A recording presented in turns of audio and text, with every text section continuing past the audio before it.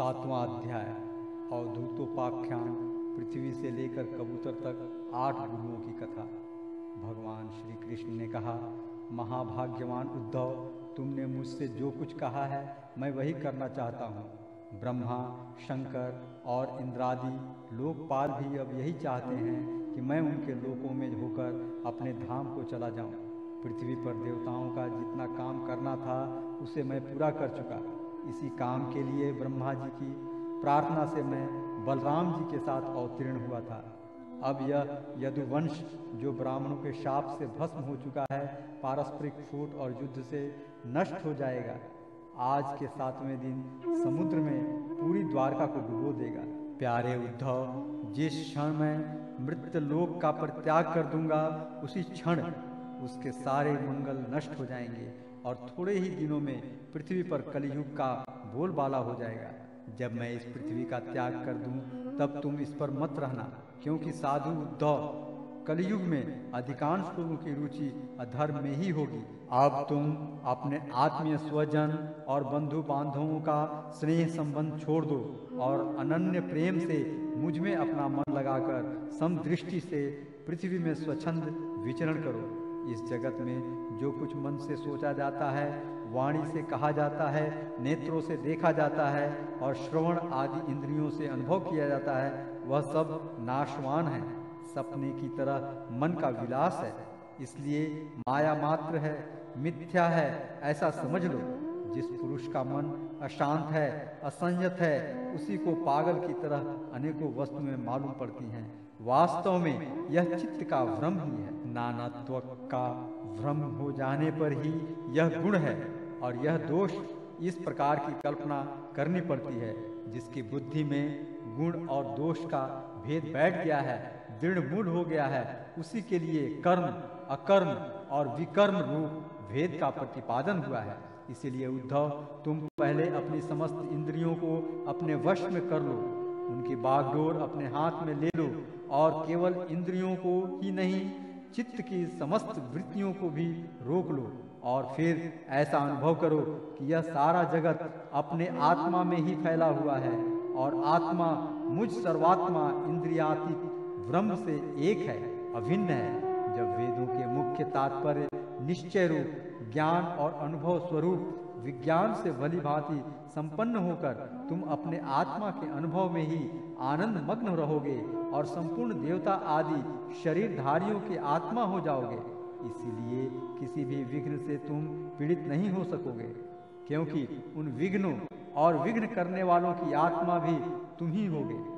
जो पुरुष गुण और दोष बुद्धि से अतीत हो जाता है, वह बालक के समान निषिद्ध कर्म से निवृत्त होता है, परंतु दोष बुद्धि से नहीं, वह विहित कर्म का अनुष्ठान भी करता है, परंतु गुण बुद्धि से नहीं।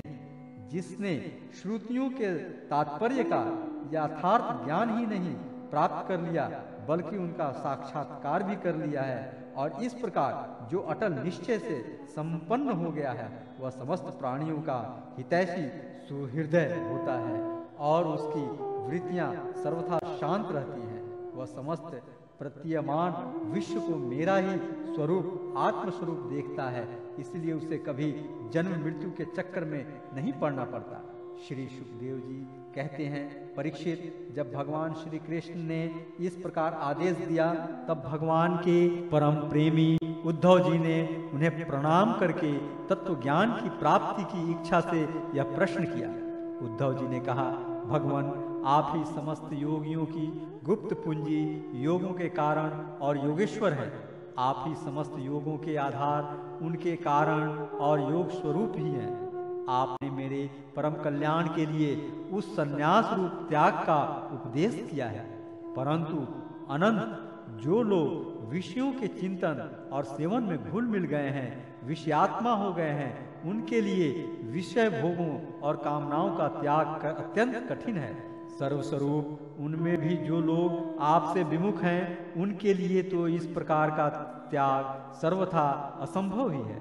ऐसा मेरा निश्चय है। प्रभु, मैं भी ऐसा ही हूँ। मेरी मति इतनी मूढ़ हो गई है कि यह मैं हूँ, यह मेरा है, इस भाव से मैं आपकी माया के खेल देह और देह के संबंधी स्त्री, पुत्र, धन आदि में डूब रहा हूँ।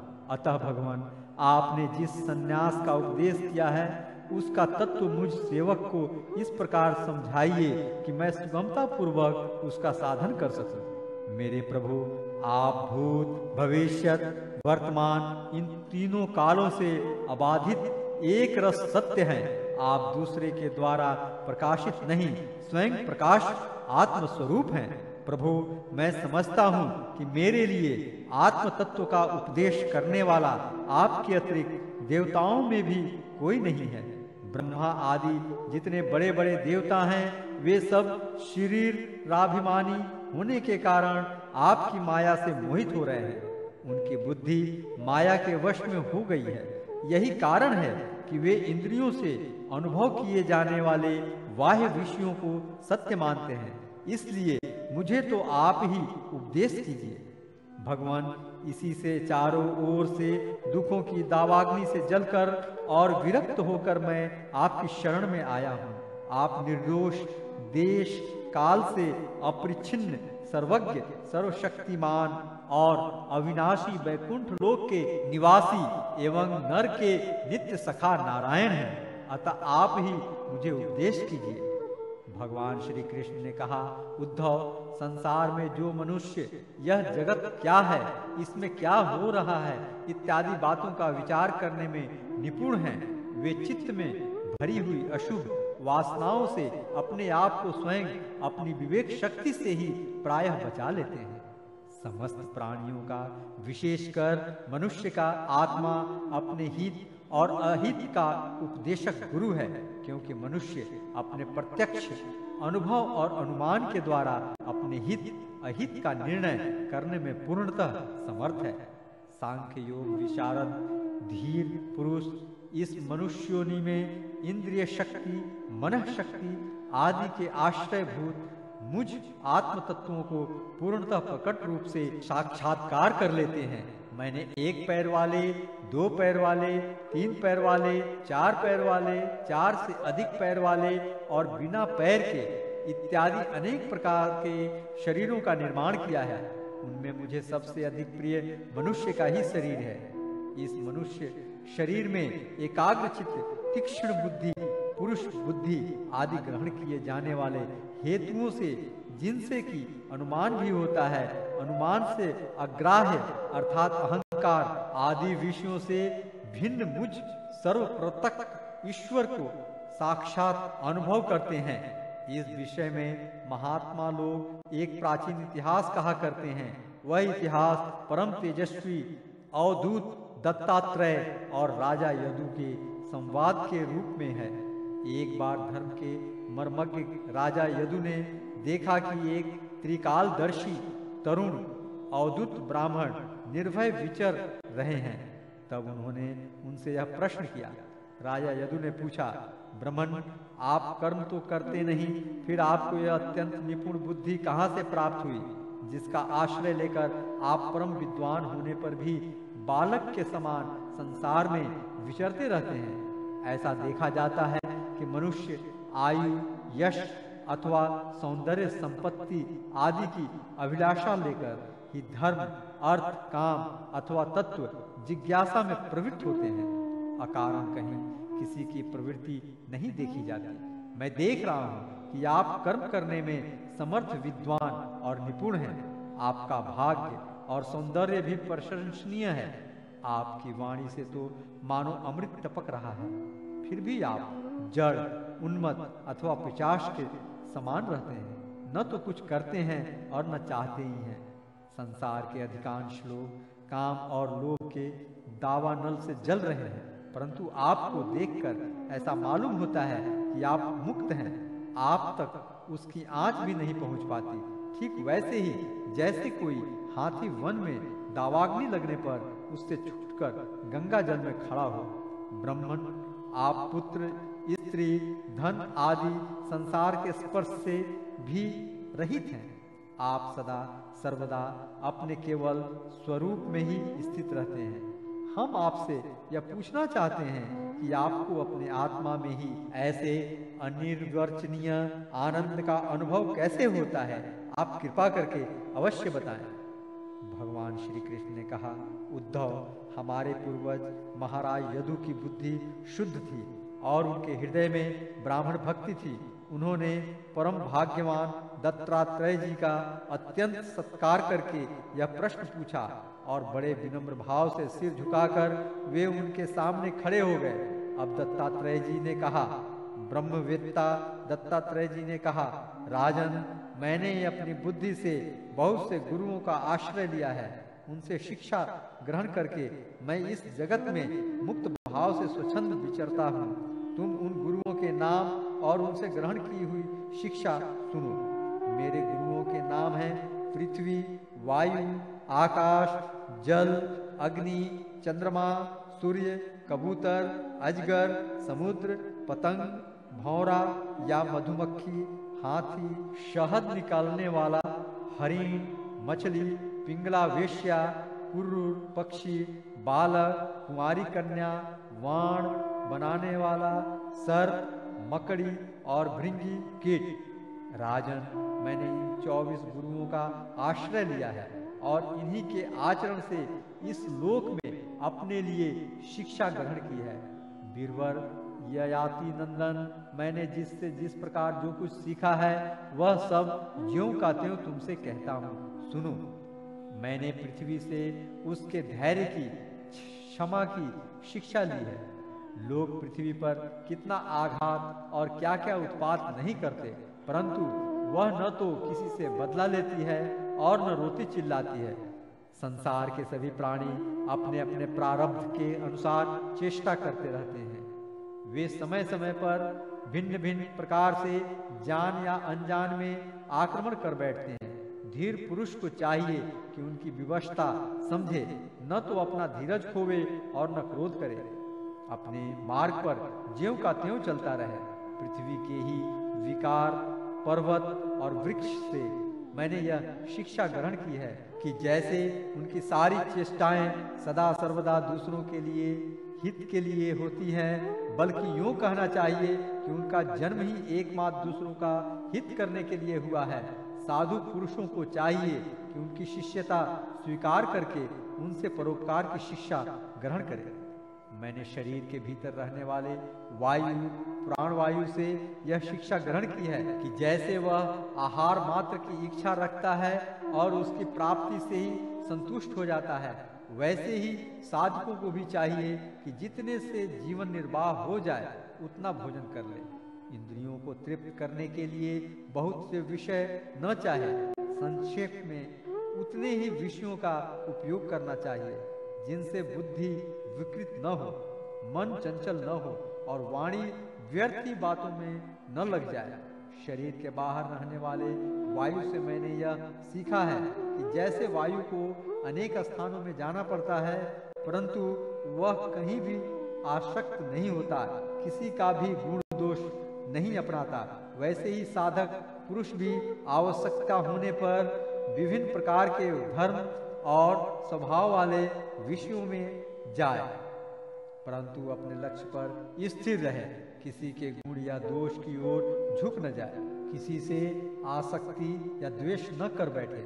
गंध वायु का गुण नहीं, पृथ्वी का गुण है, परंतु वायु को गंध का वहन करना पड़ता है। ऐसा करने पर भी वायु शुद्ध ही रहता है, गंध से उसका संपर्क नहीं होता है। वैसे ही साधक का जब तक इस पार्थिव शरीर से संबंध है, तब तक उसे उसकी व्याधि, पीड़ा और भूख प्यास आदि का भी वहन करना पड़ता है। परंतु अपने को शरीर नहीं, आत्मा के रूप में देखने वाला साधक शरीर और उसके गुणों का आश्रय होने पर भी उनसे सर्वथा निर्लिप्त रहता है। राजन, जितने भी घट मठ आदि पदार्थ हैं, वे चाहे चल हों या अचल, उनके कारण भिन्न भिन्न प्रतीत होने पर भी वास्तव में आकाश एक और अपरिच्छिन्न ही है। वैसे ही चर अचर जितने भी सूक्ष्म स्थूल शरीर हैं, उनमें आत्मा रूप से सर्वत्र स्थित होने के कारण ब्रह्म सभी में है। साधक को चाहिए कि सूत के मणियों में व्याप्त सूत के समान आत्मा को अखंड और असंग रूप से देखे। वह इतना विस्तृत है कि उसकी तुलना कुछ कुछ आकाश से की जा सकती है। इसलिए साधक को आत्मा की आकाश रूपता की भावना करनी चाहिए। आग लगती है, पानी बरसता है, अन्न आदि पैदा होते और नष्ट होते हैं, वायु की प्रेरणा से बादल आदि आते और चले जाते हैं। यह सब होने पर भी आकाश अछूता रहता है। आकाश की दृष्टि से यह सब कुछ है ही नहीं। इसी प्रकार भूत, वर्तमान और भविष्य के चक्कर में न जाने किन किन नाम रूपों की सृष्टि और प्रलय होते हैं, परंतु आत्मा के साथ उनका कोई संस्पर्श नहीं है। जिस प्रकार जल स्वभाव से ही स्वच्छ, चिकना, मधुर और पवित्र करने वाला होता है तथा गंगा आदि तीर्थों के दर्शन, स्पर्श और नामोच्चारण से भी लोग पवित्र हो जाते हैं, वैसे ही साधकों को भी स्वभाव से ही शुद्ध, स्निग्ध, मधुरभाषी और लोक पावन होना चाहिए। जल से शिक्षा ग्रहण करने वाला अपने दर्शन, स्पर्श और नामोच्चारण से लोगों को पवित्र कर देता है। राजन, मैंने अग्नि से यह शिक्षा ली है कि जैसे वह तेजस्वी और ज्योतिर्मय होती है, जैसे उसे कोई अपने तेज से दबा नहीं सकता, जैसे उसके पास संग्रह परिग्रह के लिए कोई पात्र नहीं, सब कुछ अपने पेट में रख लेती है, और जैसे सब कुछ खा पी लेने पर भी विभिन्न वस्तुओं के दोषों से वह लिप्त नहीं होती, वैसे ही साधक भी परम तेजस्वी तपस्या से देदीप्यमान, इंद्रियों से अपरार्भूत, भोजन मात्र का संग्रही और यथा योग्य सभी विषयों का उपयोग करता हुआ भी अपने मन और इंद्रियों को वश में रखे, किसी का दोष अपने में न आने दे। जैसे अग्नि कहीं अप्रकट रहती है और कहीं प्रकट, वैसे ही साधक भी कहीं गुप्त रहे और कहीं प्रकट हो जाए। वह कहीं कहीं ऐसे रूप में भी प्रकट हो जाता है जिससे कल्याणकामी पुरुष उसकी उपासना कर सके। वह अग्नि के समान भी भिक्षा रूप हवन करने वाले के अतीत और भावी अशुभ को भस्म कर देता है तथा सर्वत्र अन्न ग्रहण करता है। साधक पुरुष को इसका विचार करना चाहिए कि जैसे अग्नि तथा लंबी चौड़ी टेढ़ी सीधी लकड़ियों में रहकर उनके समान ही सीधी टेढ़ी या लंबी चौड़ी दिखाई पड़ती है, वास्तव में वह वैसी ही है नहीं। वैसे ही सर्वव्यापक आत्मा भी अपनी माया से रचे हुए कार्य कारण रूप जगत में व्याप्त होने के कारण उन वस्तुओं के नाम रूप से कोई संबंध न होने पर भी उनके रूप में प्रतीत होने लगता है। मैंने चंद्रमा से यह शिक्षा ग्रहण की है कि यद्यपि जिसकी गति नहीं जानी जा सकती, उस काल के प्रभाव से चंद्रमा की कलाएं घटती बढ़ती रहती हैं, तथापि चंद्रमा तो चंद्रमा ही है, वह न घटता है और न बढ़ता ही है। वैसे ही जन्म से लेकर मृत्यु पर्यंत जितनी भी अवस्थाएं हैं सब शरीर की है, आत्मा से उसका कोई भी संबंध नहीं है। जैसे आग की लपट अथवा दीपक की लौ क्षण क्षण में उत्पन्न और नष्ट होती रहती है, उनका यह क्रम निरंतर चलता रहता है परंतु दिख नहीं पड़ता। वैसे ही जल प्रवाह के समान वेगवान काल के द्वारा क्षण क्षण में प्राणियों के शरीर की उत्पत्ति और विनाश होता रहता है, परंतु अज्ञानवश वह दिखाई नहीं पड़ता। राजन, मैंने सूर्य से यह शिक्षा ग्रहण की है कि जैसे वे अपनी किरणों से पृथ्वी का जल खींचते और समय पर उससे बरसा देते हैं, वैसे ही योगी पुरुष इंद्रियों के द्वारा समय समय पर विषयों का ग्रहण करता है और समय आने पर उनका त्याग, उनका दान भी कर देता है। किसी भी समय उसे इंद्रिय के किसी भी विषय में आसक्ति नहीं होती। स्थूल बुद्धि पुरुषों को जल के विभिन्न पात्रों में प्रतिबिंबित हुआ सूर्य उन्हीं में प्रविष्ट सा होकर भिन्न भिन्न दिखाई पड़ता है, परंतु इससे स्वरूपतः सूर्य अनेक नहीं हो पाता। वैसे ही जल अचल उपाधियों के भेद से ऐसा जान पड़ता है कि प्रत्येक व्यक्ति में आत्मा अलग अलग है, परंतु जिनको ऐसा मालूम होता है उनकी बुद्धि मोटी है।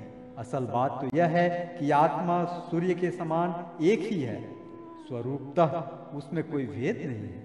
राजन, कहीं किसी के साथ अत्यंत स्नेह अथवा आसक्ति न करनी चाहिए, अन्यथा उसकी बुद्धि अपना स्वातंत्र खोलकर दीन हो जाएगी और उसे कबूतर की तरह अत्यंत क्लेश उठाना पड़ेगा। राजन, किसी जंगल में एक कबूतर रहता था। उसने एक पेड़ पर अपना घोंसला बना रखा था।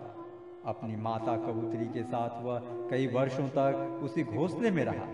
उस कबूतर के जोड़े के हृदय में निरंतर एक दूसरे के प्रति स्नेह की वृद्धि होती जाती थी। वे गृहस्थ धर्म में इतने आसक्त हो गए थे कि उन्होंने एक दूसरे की दृष्टि से दृष्टि, अंग से अंग और बुद्धि से बुद्धि को बांध रखा था।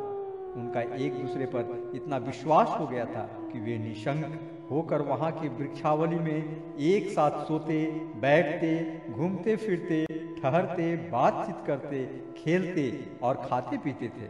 राजन, कबूतरी पर कबूतर का इतना प्रेम था कि वह जो कुछ चाहती, कबूतर बड़े से बड़ा कष्ट उठाकर उसकी कामना पूर्ण करता। वह कबूतरी भी अपने कामुक पति की कामनाएं पूर्ण करती। समय आने पर कबूतरी को पहला गर्व रहा। उसने अपने पति के पास ही घोंसले में अंडे दिए। भगवान की अचिंत्य शक्ति से समय आने पर वे अंडे फूट गए और उनमें से हाथ पैर वाले बच्चे निकल आए। उनका एक एक अंग और रोएं अत्यंत कोमल थे। अब उन कबूतर कबूतरी की आंखें अपने बच्चों पर लग गई। वे बड़े प्रेम और आनंद से अपने बच्चों का लालन पालन, लाड़ प्यार करते और उनकी मीठी बोली, उनकी गुटुरगुल सुन सुनकर आनंद मग्न हो जाते। बच्चे तो सदा सर्वदा प्रसन्न रहते ही हैं। वे जब अपने सुकुमार पंखों से माँ बाप का स्पर्श करते, कूजते, भोली भाली चेष्टाएं करते और फुदुक फुदुक कर अपने माँ बाप के पास दौड़ आते, तब कबूतर कबूतरी आनंद मग्न हो जाते। राजन, सच पूछो तो वे कबूतर कबूतरी भगवान की माया से मोहित हो रहे थे। उनका हृदय एक दूसरे के स्नेह बंधन से बंध रहा था। वे अपने नन्हे नन्हे बच्चों के पालन पोषण में इतने व्यग्र रहते कि उन्हें दीन दुनिया, लोक परलोक की याद ही न रहती। एक दिन दोनों नर मादा अपने बच्चों के लिए चारा लाने जंगल में गए हुए थे, क्योंकि अब उनका कुटुंब बहुत बढ़ गया था। वे चारे के लिए चीरकाल तक जंगल में चारों ओर विचरते रहे। इधर एक बहेलिया घूमता घूमता संयोगवश उनके घोंसले की ओर आ निकला। उसने देखा कि घोंसले के आसपास कबूतर के बच्चे फुदक रहे हैं। उसने जाल फैलाकर उन्हें पकड़ लिया। कबूतर कबूतरी बच्चों को खिलाने पिलाने के लिए हर समय उत्सुक रहा करते थे। अब वे चारा लेकर अपने घोंसले के पास आए। कबूतरी ने देखा कि उसके नन्हे नन्हे बच्चे, उनके हृदय के टुकड़े जाल में फंसे हुए हैं और दुख से चीं चीं कर रहे हैं। उन्हें ऐसी स्थिति में देखकर कबूतरी के दुख की सीमा न रही। वह रोती चिल्लाती उनके पास दौड़ गई। भगवान की माया से उसका चित्त अत्यंत दीन दुखी हो रहा था। वह उमड़ते हुए स्नेह की रस्सी से जकड़ी हुई थी।